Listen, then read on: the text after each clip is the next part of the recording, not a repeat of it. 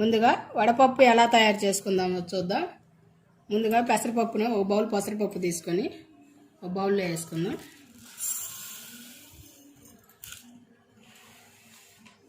తర్వాత వీటిని వాటర్ పోసుకొని శుభ్రంగా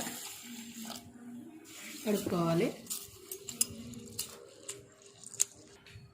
ఇలా శుభ్రంగా వాష్ చేసిన తర్వాత వాటర్ పోసుకొని 2 అవర్స్ బాగా నానబెట్టాలి. ఇలా 2 అవర్స్ అయిందండి. వాటర్ అన్నీ వాడ్చుకోవాలి. ఇలా వాడ్చుకున్న తర్వాత పెసరపప్పులో పచ్చి కొబ్బరి ముక్కలు,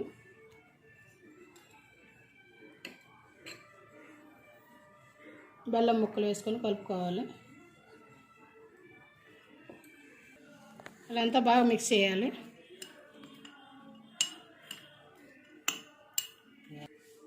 ఇలా శ్రీరామనవమి రోజు వడపప్పు రెడీ అయిందండి.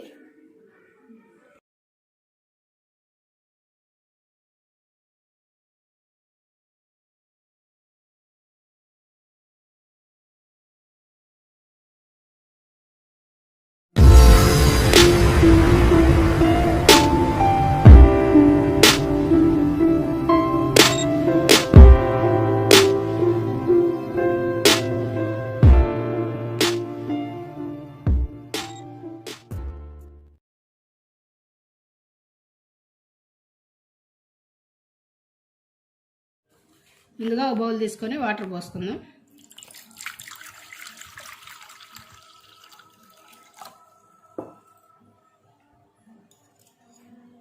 తర్వాత బెల్లం తురుము వేసుకుందాం. బెల్లం తురుము ఎలా పట్టుకోవాలంటే ఇలా ప్లేట్ తీసుకొని మనం తురుము పట్టుకుంటాం కదా, అది తీసుకొని బెల్లం గడ్డ తీసుకొని ఇలా తురుము పట్టుకోవాలి.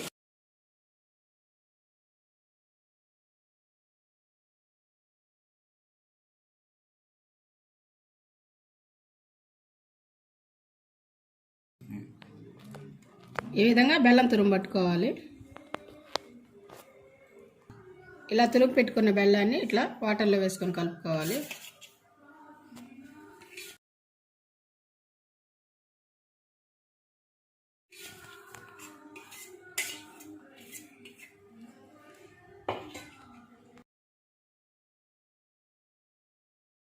ఇలా బెల్లం అంతా వాటర్లో బాగా మిక్స్ అయ్యే వరకు కలుపుకోవాలి.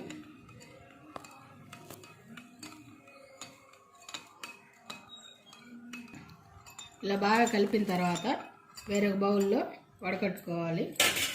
ఇలా వడకట్టుకోవటం వల్ల ఏమైనా ఇంప్యూరిటీస్ ఉంటే పోతాయి.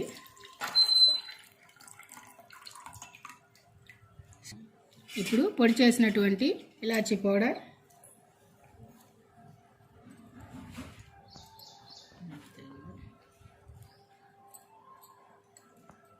ఇలాచీ పౌడర్, పెప్పర్ పౌడర్ వేసి కలుపుకోవాలి.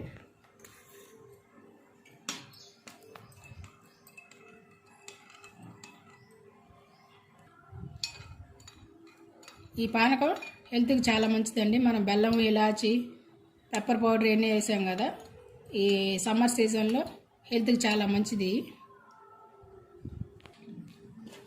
ఈ పానకానికి మంచి ఫ్లేవర్ రావాలంటే శ్రీరాముడికి ఇష్టమైనటువంటి తులసి దళం వేసుకొని, తులసి దళం తీసుకొని ఇలా చిన్న పీసులుగా చేసుకొని పానకంలో వేసి కలుపుకోవాలి. ఇలా వేయటం వల్ల పానకానికి మంచి ఫ్లేవర్ వస్తుంది.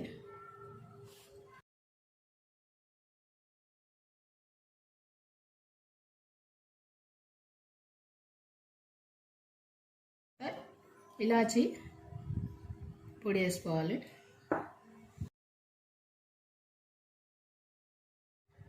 ఇంతేనండి, శ్రీరాముడికి ఇష్టమైనటువంటి నైవేద్యం పానకం రెడీ అయిపోయింది.